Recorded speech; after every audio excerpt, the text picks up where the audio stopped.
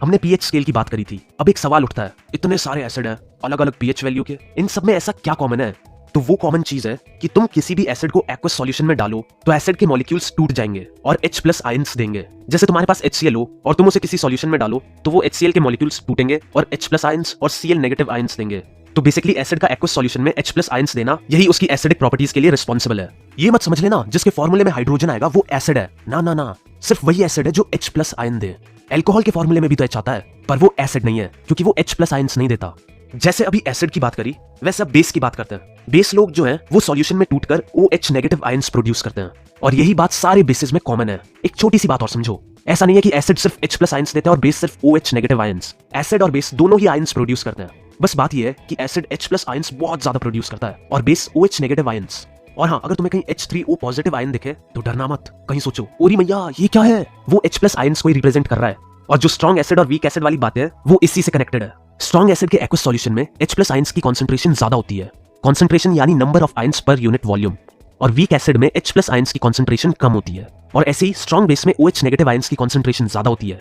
जब तुम किसी एसिड बेस को डाइल्यूट करते हो तो क्या करते हो, पानी ऐड, इससे वॉल्यूम बढ़ जाती है और आयंस की कॉन्सेंट्रेशन कम हो जाती है। आया कुछ बुद्धि में? चलो फिर यारो, एसिड बेस की कथा इतनी ही थी। खुश मत हो, चैप्टर खत्म नहीं हुआ, अभी सॉल्ट पढ़ना बाकी है। यार सॉल्ट की एक बात तो मैं बार बार बोल चुका हूं और एक और बार फिर बोल रहा हूं, सॉल्ट दो पार्ट से बनता है, नेगेटिव पार्ट यानी अनायनिक पार्ट और पॉजिटिव पार्ट यानी कटायनिक पार्ट।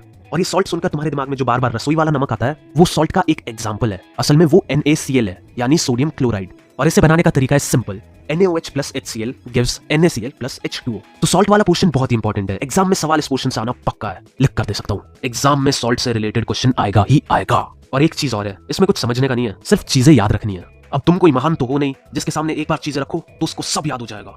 तो हो सके तो पेन पेपर ले आओ, उस पर लिख लेना और कोशिश करना अगले कुछ दिन रोज पढ़ो तो फिर याद हो जाएगा, वरना कुछ और नहीं तो फर्री बन जाएंगे तुम्हारे। पर चीटिंग अपने रिस्क पर करना, बोर्ड में तो बिल्कुल नहीं, स्कूल के टेस्टों में तो करते रहो। तो कहानी शुरू होती है कॉमन सॉल्ट से, NaCl, जिसकी अभी फिलहाल थोड़ी देर पहले बात हो रही थी। इस NaCl से हम कुछ और इंपॉर्टेंट कंपाउंड बना सकते हैं। उनमें से पहला कंपाउंड है NaOH यानी सोडियम हाइड्रोक्साइड। अब कुछ सोचेंगे, पहले NaOH से तो NaCl बनाया, अब NaCl से NaOH बना रहे हैं। Well done NCERT, well done CBSE, ये दुनिया क्यों है, कैसी है। चलो फिर, इसलिए पहले NaCl का एक्वस सॉल्यूशन लेते हैं जिसको ब्राइन कहते हैं। इसके थ्रू हम इलेक्ट्रिसिटी पास करवाते हैं, इलेक्ट्रोलाइटिक डीकंपोजिशन, याद है ना। और इसी डीकंपोजिशन से हमें NaOH मिलेगा। याद करने लायक है ये equation, NaCl plus H2 gives NaOH plus Cl2 plus H2। Anode पे हमें Cl2 मिलेगा और कैथोड पे हमें मिलेगा H2 और कैथोड के आसपास NaOH। इस प्रोसेस को क्लोर एल्कलीन प्रोसेस भी कहते हैं। अब इन तीन प्रोडक्ट्स के यूजेस देखते हैं, एग्जाम में ये भी पूछ लेते हैं तो छाप लो। यूजेस देख लिए, अब दूसरे कंपाउंड की बात करते हैं। ये भी NaCl की मदद से बनता है, वो है ब्लीचिंग पाउडर, जिसका केमिकल फॉर्मूला है CaOCl2। जो क्लोरीन गैस क्लोर एल्कलीन प्रोसेस में बनती है उसकी मदद से CaOCl2 बनाया जाता है। कैसे? Cl2 का CaOH2 से रिएक्शन करवाना है बस, इक्वेशन बनेगी CaOH2 plus Cl2 gives CaOCl2 plus H2O। और इसके यूजेस में लिख देता हूं, इक्वेशन और यूजेस दोनों याद होने चाहिए। अब बात करते हैं NaCl की तीसरी देन, बेकिंग सोडा, जो कि सोडियम हाइड्रोजन कार्बोनेट है यानी NaHCO3। और ये बनता है ऐसे, NaCl plus H2O plus CO2 plus NH3 gives NH4Cl plus NaHCO3। अब बेकिंग सोडा के यूजेस की बात करते हैं। पहला है, बेकिंग सोडा से बेकिंग पाउडर बनता है। बेकिंग पाउडर बेकिंग सोडा और कोई भी एडिबल एसिड का मिक्सचर होता है। बताओ बेकिंग पाउडर को हीट करने से क्या रिएक्शन होगा? आया कुछ दिमाग में? एक टाइम को हमने पढ़ा था एसिड का रिएक्शन मेटल कार्बोनेट या फिर मेटल हाइड्रोजन कार्बोनेट के साथ करे तो ये रिएक्शन होगी। तो CO2 और H2O मिलता है, और सॉल्ट भी, NaHCO3 plus H+ ion gives CO2 plus H2O plus sodium salt of acid. Baking powder को हीट करने से CO2 प्रोड्यूस होती है जो ब्रेड और केक को सॉफ्ट और स्पॉन्जी बनाती है। और बाकी दो यूजेस मैं डायरेक्टली लिख रहा हूं। अब बात करते हैं अगले कंपाउंड की, जो है वॉशिंग सोडा। ये NaCl से डायरेक्टली तो नहीं बनता, पर ये बेकिंग सोडा से बनता है जो NaCl से बनता है। वॉशिंग सोडा का फॉर्मूला है Na2CO3.10H2O। ये 10H2O क्या बला है, इसकी बात हम बाद में करेंगे। पहले ये देखो कि ये बना कैसे। NaHCO3 को हमने हीट किया तो वो देगा Na2CO3 plus H2O plus CO2। उसके बाद Na2CO3 plus 10H2O gives Na2CO3.10H2O। चलो मैं वॉशिंग सोडा की यूजेस लिख रहा हूं, इनको बिल्कुल भी नजरअंदाज मत करना।